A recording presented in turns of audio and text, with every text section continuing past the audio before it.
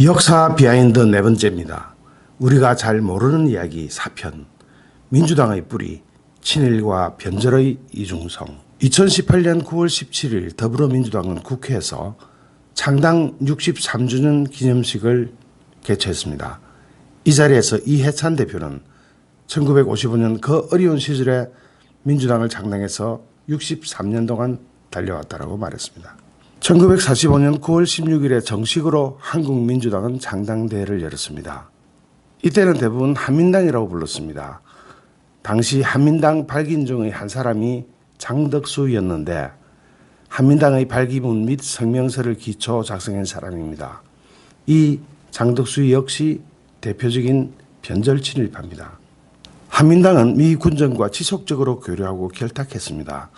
좌익의 덕세를 걱정하던 미 군정은 한민당을 환대했습니다.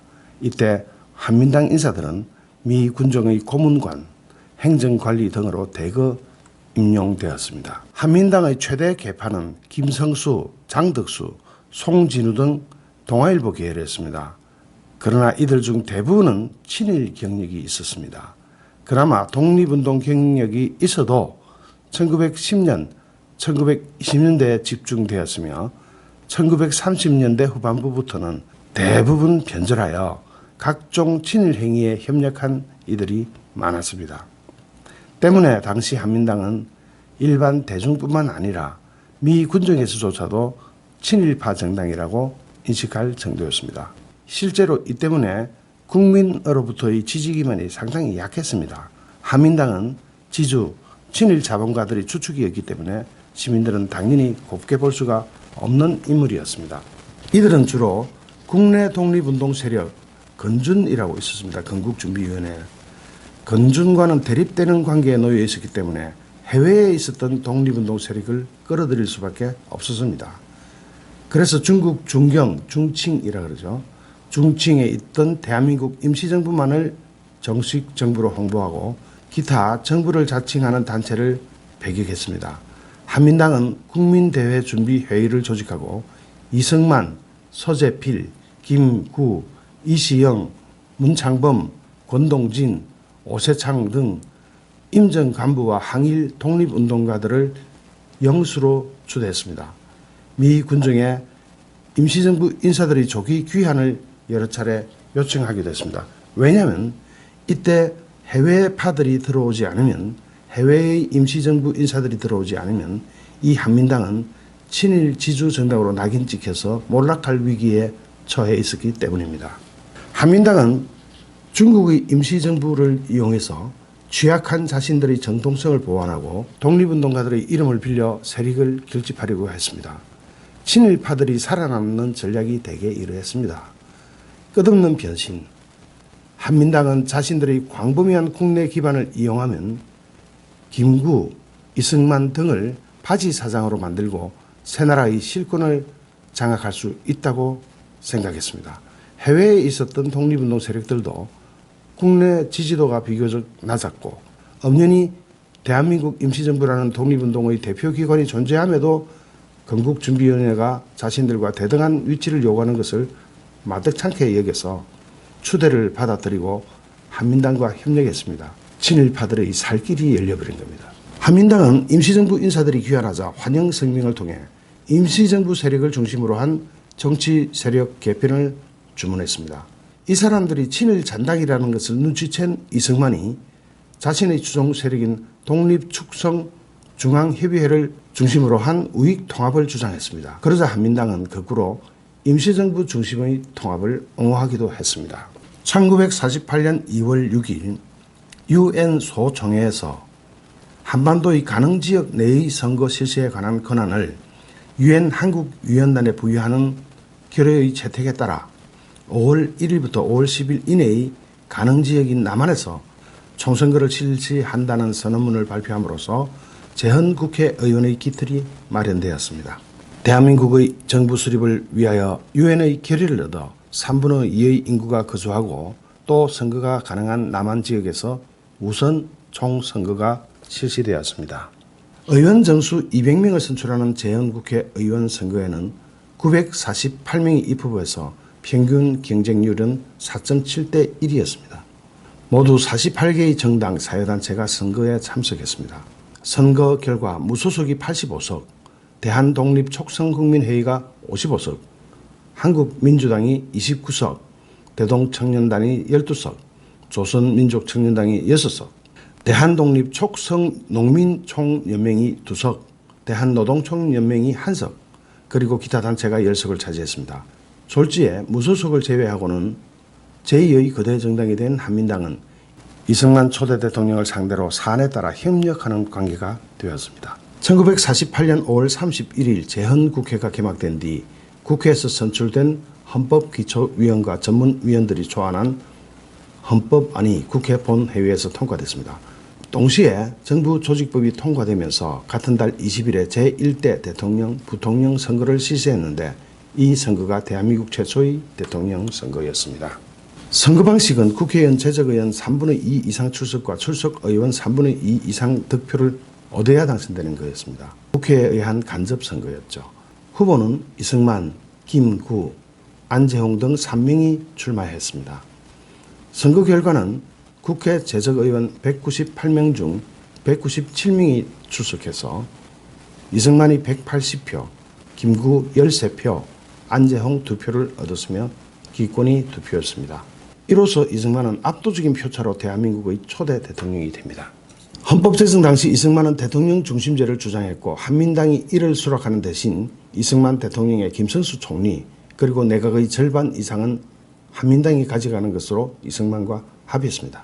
하지만 당시 친일파라면 치를 떨던 이승만은 대통령이 되자 친일 잔당이나 다름없는 한민당의 요구를 냉정하게 거절해버렸습니다. 이승만 초대 대통령은 대한민국 초대 내각에 한민당 계열로는 딱 한 명만 배정했습니다. 나머지는 모조리 독립운동가들로 채워버렸습니다.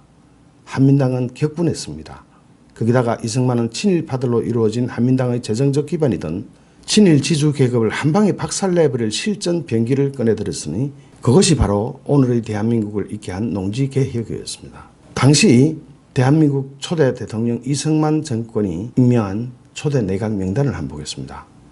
이시영 부통령, 상해 임시정부 내무총장, 이범석 국방장관, 광복군 참모장, 이윤영 무임소 장관, 국내에서 항일운동을 하시던 분이고 이청천 다 아시죠?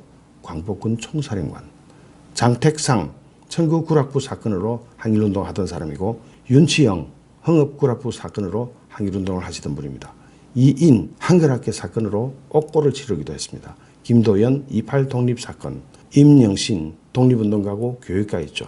이렇게 모조리 항일 독립투사들로 채워버리니까 한민당이 졸도할 지경이 되어버렸습니다. 이승만 대통령의 초대 내각은 북한과도 완전히 달랐습니다.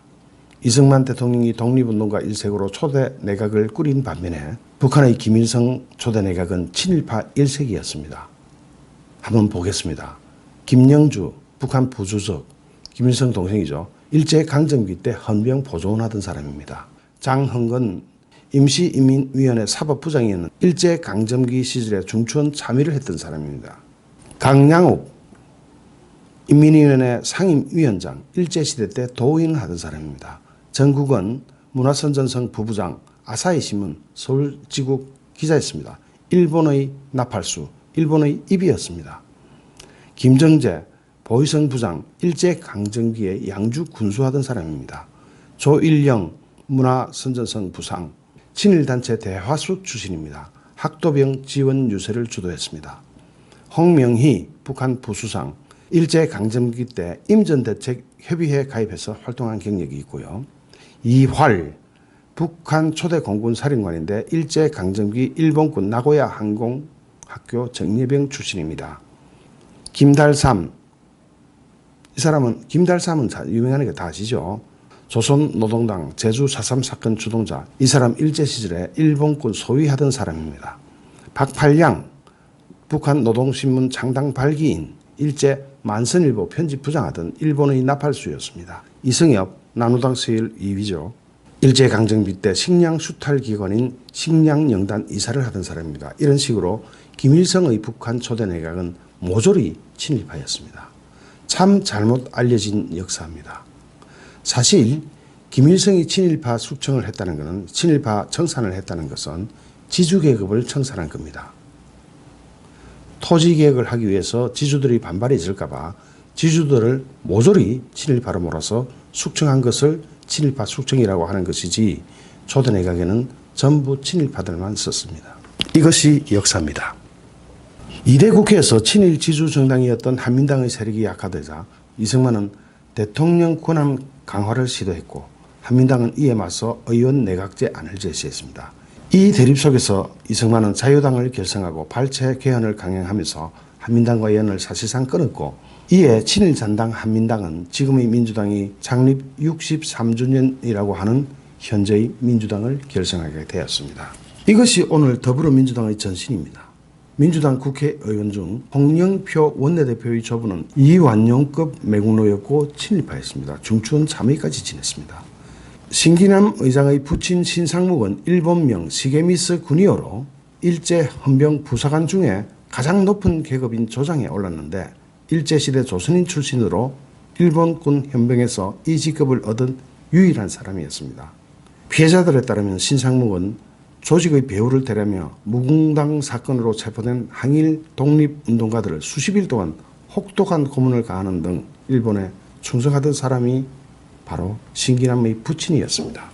정동영 의원의 부친은 일제시대 조선 수탈의 대명사인 조선식상은행 계열인 금융조합 서기로 조선인의 피를 빨았으며 이미경 의원의 부친은 이봉건 씨로 일본 헌병 출신이며 김희선 의원의 아버지는 만주 유하경찰서 특무간부로 독립군을 탄압했음에도 오히려 독립군 손자로 위장해가지고 민주당 국회의원까지 됐고 정동채 의원의 아버지는 일본 헌병 오장이었고 유시민의 아버지는 일본의 괴뢰국인 만주국의 훈도였고 유시민의 백부는 일본국 면장이었습니다.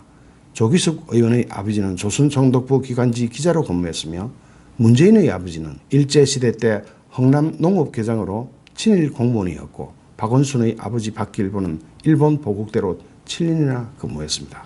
반면에 그들에게 지금의 야당 출신 의원으로 친일파 조상의 경력을 가진 사람을 대라고 하면 박정희 대통령과 김무성 의원의 아버지 외에 뚜렷한 인물을 대지 못합니다.